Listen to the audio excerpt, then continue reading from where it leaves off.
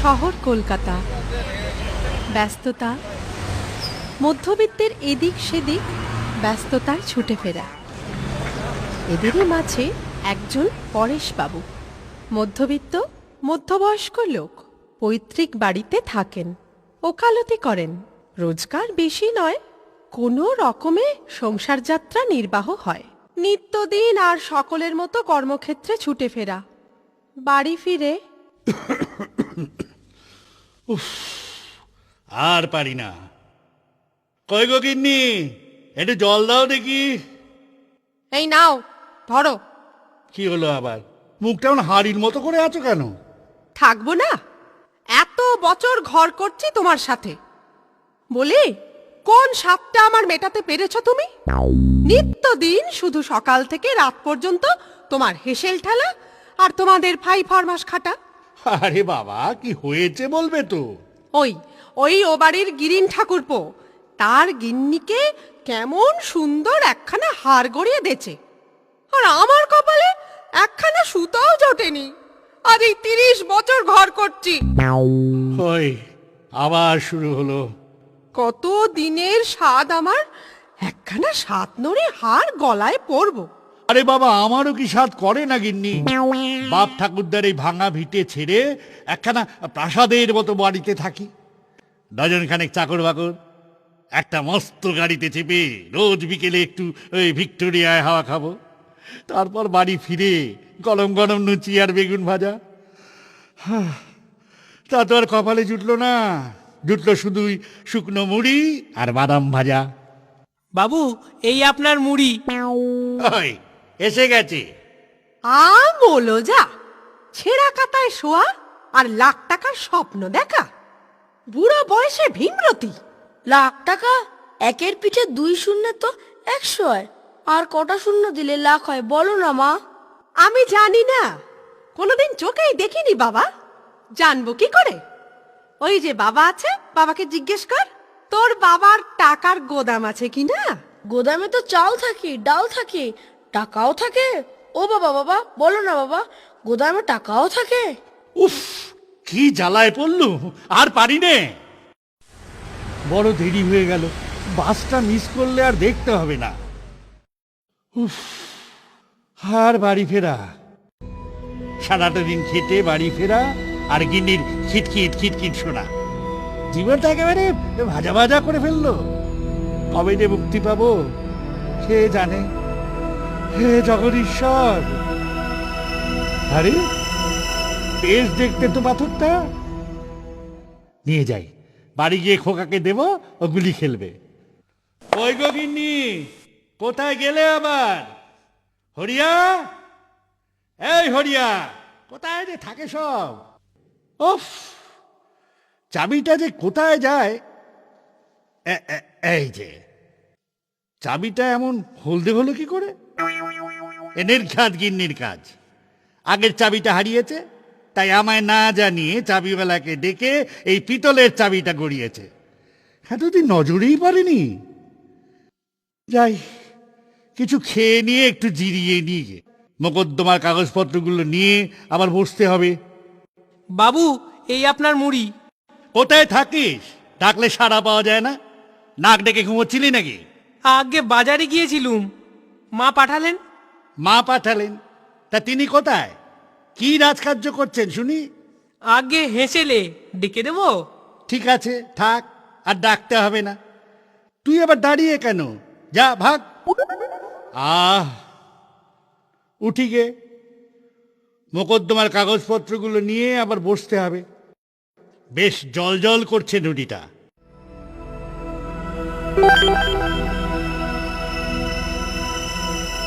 কি আশ্চর্য, পাথরটা ছুরি আর কাঁচিতে ঠেকা মাত্রই ছুরি আর কাঁচি হলদে হয়ে গেল যে। আচ্ছা, ওই কাচের দোয়ারটায় ঠেকাই তো, দেখি কি হয়। না, কিছুই তো হলো না। আচ্ছা, ওই শীষের কাগজ চাপায় ঠেকাই তো।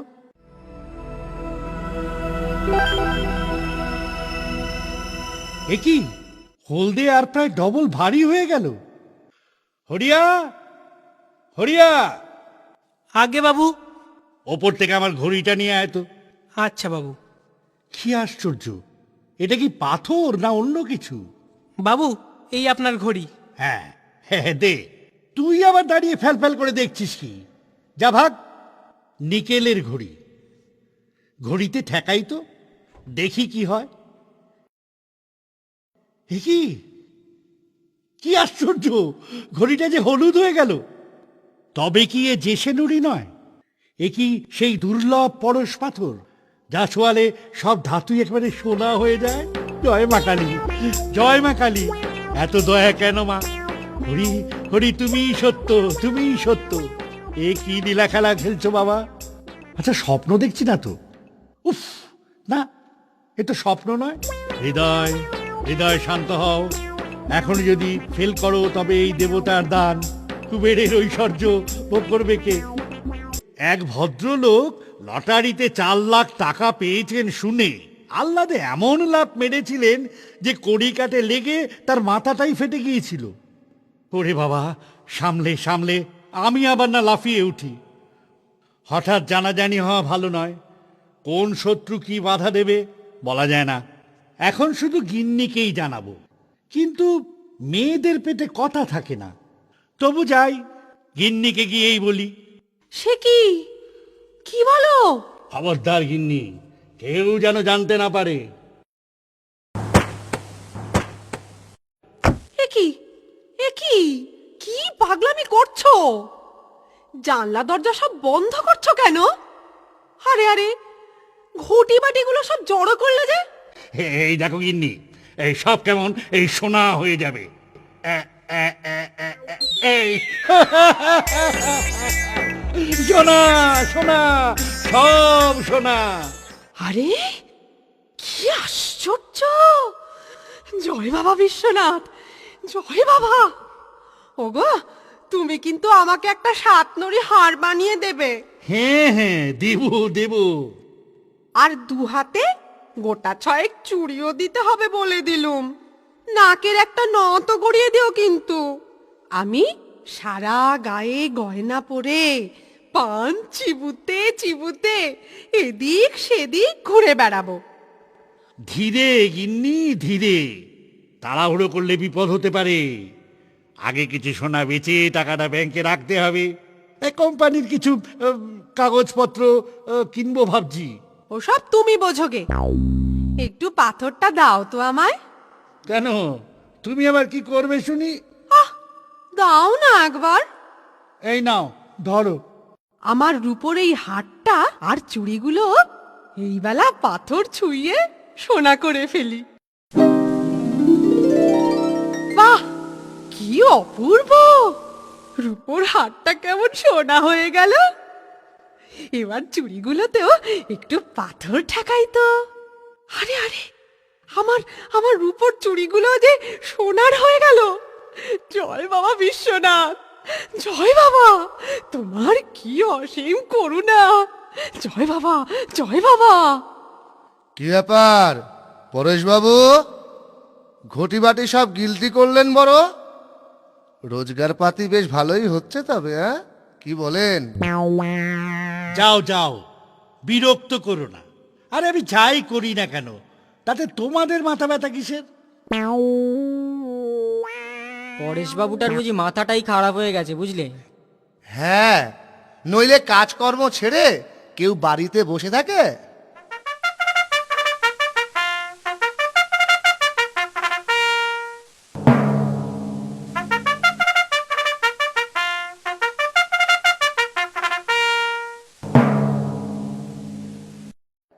বাবু, আপনার গাড়ি এসে গেছে। গরম গরম লুচি আর বেগুন ভাজা। আর ওই শুকনো মুড়ি নয়, এখন শুধু লুচি আর বেগুন ভাজা। যাই, খাওয়া দাওয়া করে এই বিকেলে গড়ের মাঠে একটু হাওয়া খেয়ে আসি।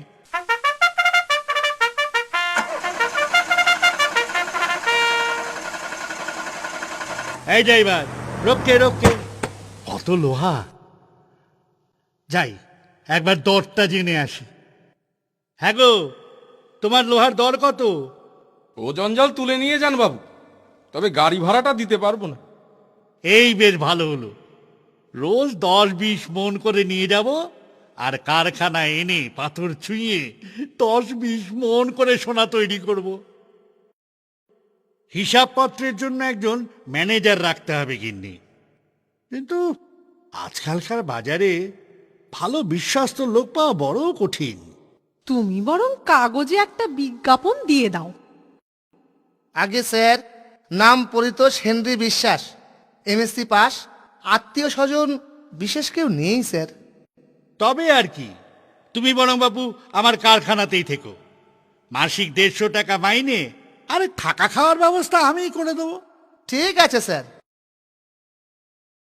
এই বেশ ভালো হলো, চাল চুলো নেই, থাকা খাওয়া মাইনে সবই যখন পাবো তবে আর চিন্তা কিসের।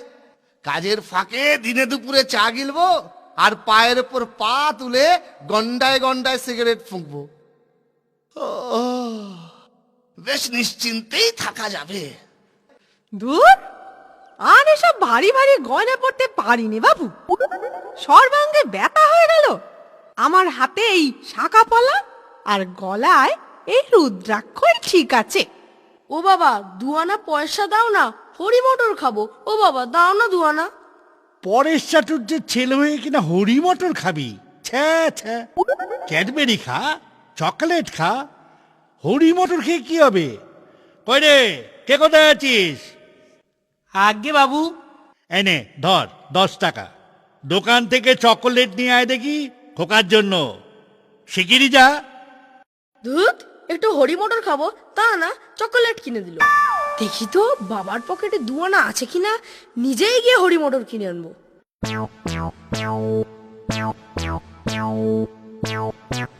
বাহ, কি সুন্দর গোল পাথরটা, এটা দিয়ে গুলি খেলা যাবে।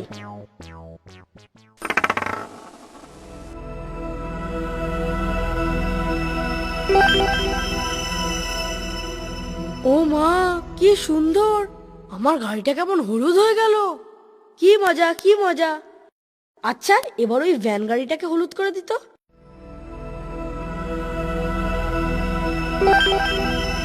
ভ্যান গাড়িটাও হলুদ হয়ে গেল। কি মজা, কি মজা! কি সর্বনাশ, তুই এটা কোত্থেকে পেলি? দেখেছ? দে দে, এক্ষুনি দে, দে শিগগির। না না, দেবো না, আমি গুলি খেলবো। আরে কি হলোটা কি? আবার এত চেঁচাচ্ছ কেন? চেঁচাবো না, ওই দেখো খোকার কাণ্ড দেখো। কি সর্বনাশ, হারামজাদা! দে দে শিগগিরই। না না, দেবো না, এটা একটা ম্যাজিক গুলি, সবকিছু কি সুন্দর হলুদ হয়ে যায়। আমি দেবো না। কি বিপদ! পরেশবাবু ডেঞ্জারাস পারসন, কিন্তু কিছুই তো করা যাবে না। উনি তো কোনো বেআইনি কাজ করছেন না, আর দান ধ্যানও তো কম করেন না। স্যার, মহিলা সমিতির চাঁদাটা দিতে হবে।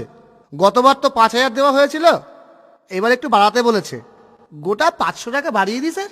500 টাকা বাড়িয়ে কি হবে? ওটা একেবারে 15,000 করে দাও।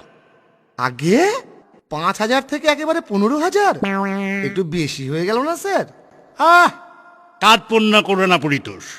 মহিলা সমিতি, নারী অবলা, বুঝলে না? এই অবলাদের পাশে আমাদের মতো মান্যিগণ্যিরা না দাঁড়ালে ওদের দেখবে কে? আর তাছাড়া সমাজে থাকতে গেলে একটু করতেই হয়। বলি, স্ট্যাটাসটা তো রাখতে হবে, বুঝলে না? হ্যাঁ, ও তুমি বুঝবে না, যা বলছি তাই করো। গিন্নি, দেশ বিদেশ থেকে রাশি রাশি চিঠি আসছে, আমেরিকা, রাশিয়া, আমাকে ডিনারে, হ্যাঁ, আরে নৈশ ভোজে আমন্ত্রণ করেছে। খবরদার, কোনো ভোজে তোমায় খেতে হবে না। দেশ বিদেশের সুন্দরীদের চিঠি গো। এই দেখো না, সব নিজেদের ছবি পাঠিয়েছে আর লিখেছে, ডিয়ারেস্ট স্যার, আপনার পুরাতন পত্নীটি থাকুন, তাতে আমাদের বিন্দুমাত্র আপত্তি নেই। আপনি তো উদার প্রকৃতির হিন্দু, আমাদের শুদ্ধি করে আপনার হারেমে ভর্তি করুন, নইলে বিষ খাবো। বিষ খাবো? আমল যা, দূর হবুক পুরে, গলায় দেবার দড়িও জোটে না তোর। শোনো, ওই কড়া কড়া ইংরেজি আমি বুঝি না বাপু। আমায় একটা মেম সেক্রেটারি এনে দাও, যে ওই চিঠিগুলো পড়বে আর আমি যা জবাব দেব তা লিখে পাঠাবে। ডিয়ার স্যার, আমি আপনার সাথে একবার নৈশ ভোজে ইচ্ছুক।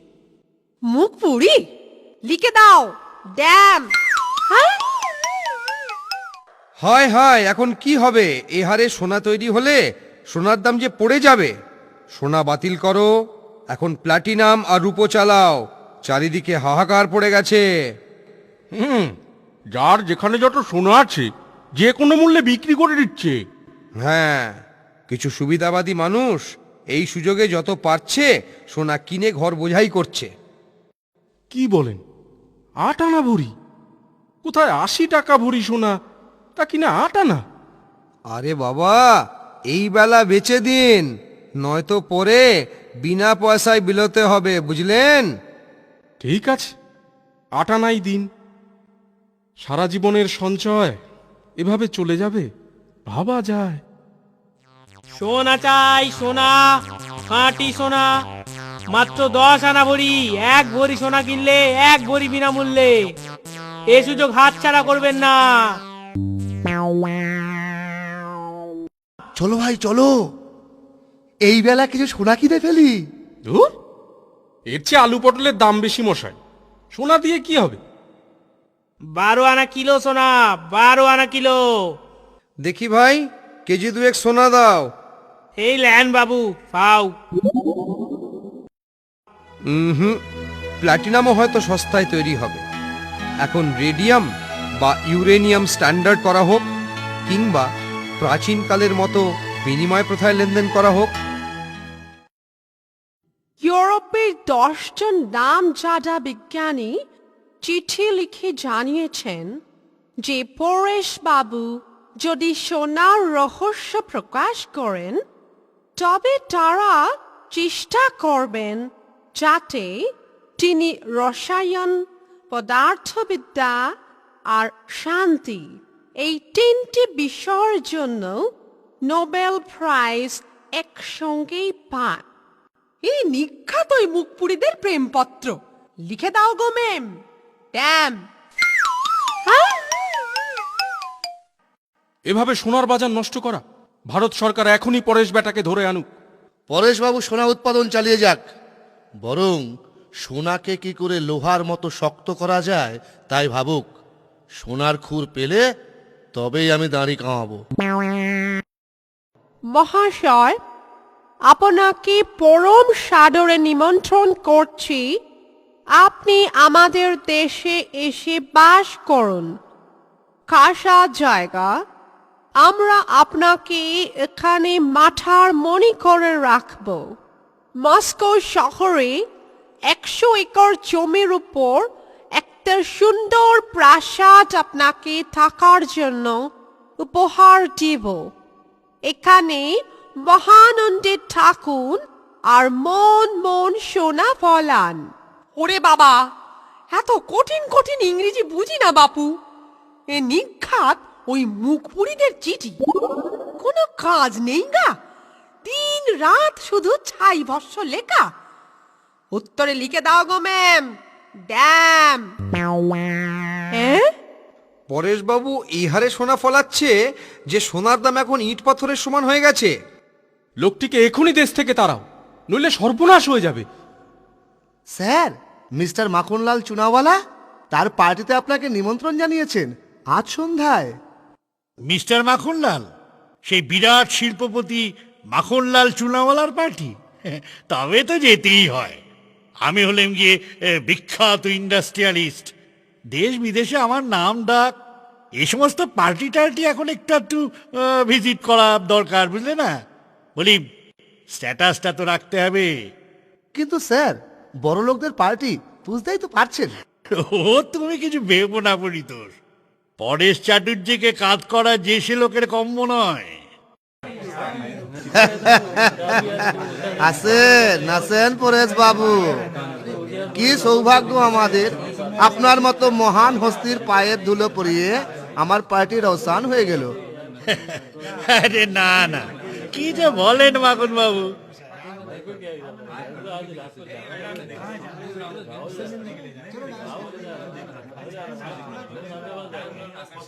নিন নিন পরেশ বাবু। হ্যাঁ, এটা কি? আমি তো সুরাপান করি না মাখন বাবু। মদিরা পান করেন না? আরে কুচু হবে না, সোসাইটিতে থাকতে গেলে এসব একটু আধটু চালাতে হয়, বুঝলেন কি না বুঝলেন? বটে, তবে দিন। ওরে বাবা, এ কি হলো? সারা বিশ্ব ব্রহ্মাণ্ড যেন লাট্টুর মতো ঘুরপাক খাচ্ছে, মাথাটা যেন কেমন কেমন করছে। ওরে বাবা রে, ওরে বাবা। এই বেয়ারা, এরা দাও, এরা দাও, মুঝে আর মদিরা দাও। সোসাইটিতে থাকতে গেলে একটু মদিরা খেতে হয়। পরেশ বাবু, কি হলো পরেশ বাবু, আপনি ঠিক আছেন তো? আলবাত আলবাত ঠিক আছি আমি, মিস্টার চুনোলা। চুনাওয়ালা, চুনাওয়ালা। ওই হলো আমি পরেশ চাটুর্যে, বিখ্যাত শিল্পপতি। দেশ বিদেশে আমার নাম ডাক। আমাকে কাজ করবে এমন পাত্র এই বিশ্বে নেই, বুঝলেন? ঠিক বাত, ঠিক বাত। বেটার নেশা হয়ে গেছে। তা পরেশ বাবু, আপনার এই কামিয়াবির রাজ কি আছে বলেন তো? কোনো জাদু ছড়ি পেলেন নাকি? জাদু ছড়ি? জাদু ছড়ি? আরে কিছু না, কিছু না, পাথর, পাথর যা ছোঁয়ালেই সব কিছু সোনা হয়ে যায়, বুঝলেন? এই যে, এই যে মূর্তিটা কিসের? হ্যাঁ, লোহার পরেশ বাবু। लोहार। छे, ए बेरा, मूर्ति को इधर लाओ। अब देखो लोहे का मूर्ति अब कैसे सोने का हो जाता है। पातो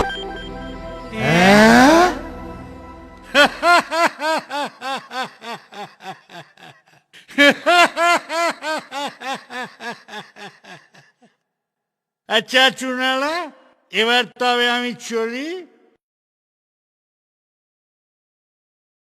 गुड नाइट, गुड नाइट। तो ये बात है, काले न्यूज पे देना है। পাথর ছুঁয়ে সোনা তৈরি, পরেশ বাবুর পর্দা ফাঁস। আজকের তাজা খবর, আজকের তাজা খবর, পরেশ বাবুর পরশ পাথর, একটি পাথরে লক্ষ টাকার সোনা। আজকের তাজা খবর, আজকের তাজা খবর। হায় হায় হায় হায়, এ কি সর্বনাশ হলো! কি কুক্ষণেই যে কাল রাতে ওই হারামদাদা মাখনলালের পার্টিতে গিয়েছিলুম, আর ওই ছাই বর্ষ গিলে সব বলে ফেললুম। চারিদিকের কাগজে লেখালেখি হই হই পড়ে গেছে। এখন সব ছেড়ে পালানো ছাড়া যে গতি নেই। ওগো, যদি শান্তিতে থাকতেই না পারি, তবে অমন ধন দৌলত নিয়ে কি হবে? সব্বনেশে পাথরটাকে বিদেয় করো, সব সোনা গঙ্গায় ফেলে দিয়ে কাশিবাস করবে চলো। হ্যাঁ, এখন কি করি?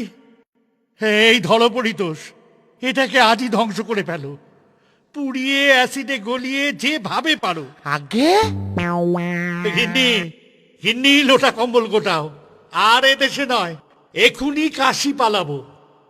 চলো বাপু, আরে ধন দৌলত নয়, ও সুখের চেয়ে স্বস্তি ভালো। আমি এখন কি করি? কোথায় ফেলি এটাকে? ওরে বাবা, কেউ যদি দেখে ফেলে তখন? না, এটাকে গিলে ফেলি।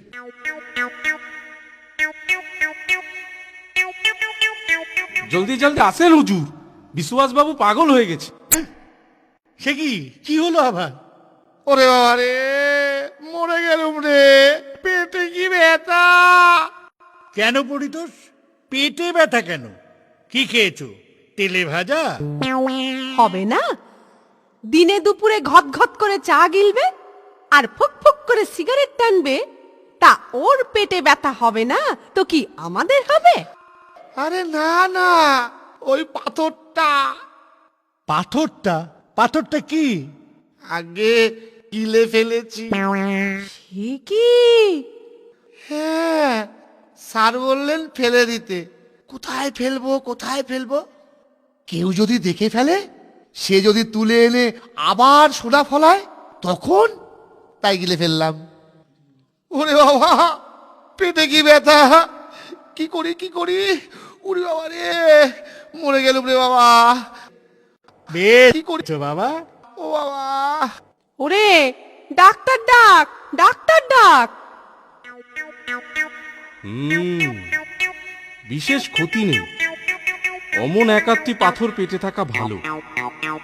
ভেজাল খেয়ে খেয়ে আমাদের যা হজম শক্তি হয়েছে, কুমিরগুলোকে দেখেন না, ভারী শিকার গেলার পর দু চারটে পাথরও গিলে ফেলে শিকারটা ভালো করে হজম করার জন্য। হ্যাঁ,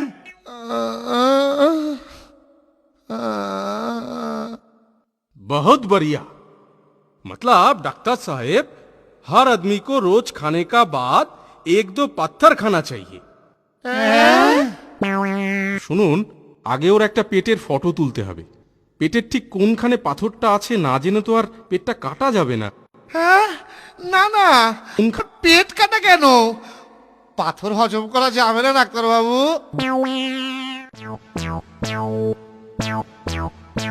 কি আশ্চর্য, পাথরটা পেটের মধ্যে আগের চেয়ে ছোট হয়ে গেছে। এ কি, এই যে পেটের মধ্যে দিনে দিনে ছোট হয়ে যাচ্ছে, তবে কি বেটা ওটা সত্যি হজম করে ফেলেছে? কি আশ্চর্য, আগের চেয়ে ছোট। আরে, পাথরটা নেই, পুরোটাই হজম করে ফেলেছে। হ্যাঁ, এ কি, যেখানে যত সোনা ছিল সব লোহা হয়ে যাচ্ছে। অমন স্বাদের সোনার ঘড়িটা আগের মতো নিকেলের হয়ে গেল। ও মা গো, আমার সব সোনার গয়না লোহার হয়ে গেল গা। আমার সাধের সাতনড়ি হাতটাও লোহার হয়ে গেল। হায় হায় হায় হায়, আমার সোনার বাটি, সোনার ঘটি সব কেমন লোহার হয়ে যাচ্ছে। ঘরে আর সোনা বলতে কিচ্ছু নেই, সবই লোহা।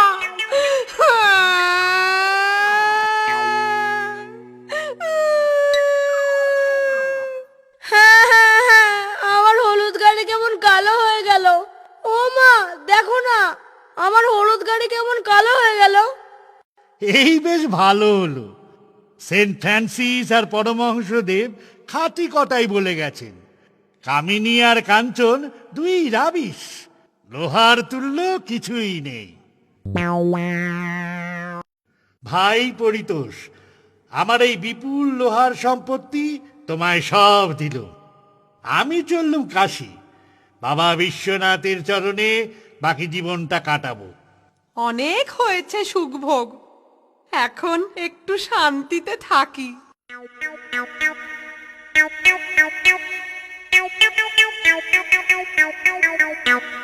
Meow meow meow meow meow meow meow meow meow meow meow meow meow meow meow meow